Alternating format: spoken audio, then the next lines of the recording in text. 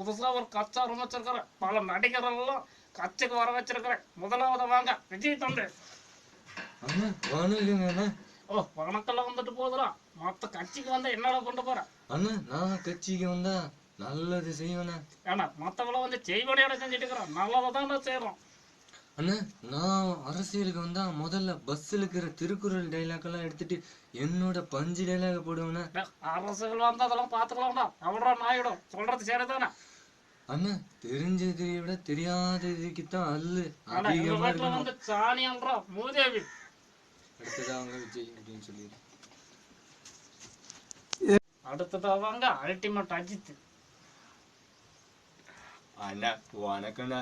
தம்பி நீ அரசியலுக்கு வந்தா நீ என்னப்பா பண்ண போற? அண்ணா பல அரசியலுக்கு வந்தா பிரச்சனை மேல பிரச்சனை வருதுண்ணா. இதெல்லாம் நம்ம மக்கள் பிரச்சனை பண்ண மாட்டாங்க. அண்ணா என் வாழ்க்கையில ஒவ்வொரு நாளும் ஒவ்வொரு நிமிஷமும் ஏன் ஒவ்வொரு நொடியும் நானா செதுக்குனதுண்ணா. ஏண்டா இதுக்கு முன்னாடி ஆசாரியா இருந்தியாடா?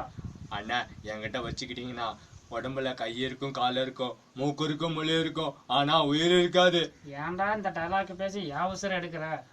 அண்ணா நான் அரசியலுக்கு வந்தா முதல்ல இந்திய வரைபடத்துல இருந்து காணாம போனேன் என் அத்திப்பட்டியை கண்டுபிடிப்பேன். இன்னும் வத்தி பட்டியை கண்டுபிடுறான்னு.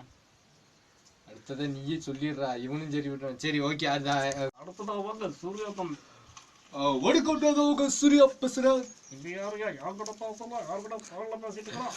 நல்லா பெருமை சொல்லுங்களா கோபி பெரிய ஃபாண்டடு. நீ அரசியலுக்கு வந்தா நீ என்ன பண்ண போற? எதிர்பார்க்கல திரும்பி ஒருபடி எதிர்பார்க்கல. நானும் எதிர்பார்க்கறேன். இதுல டைலாக் பேசுறேன். தோப்பத்துக்கு சிதம்பத்துக்கு நடுவுல நீ என்ன பாலம் கட்டுனியாடா?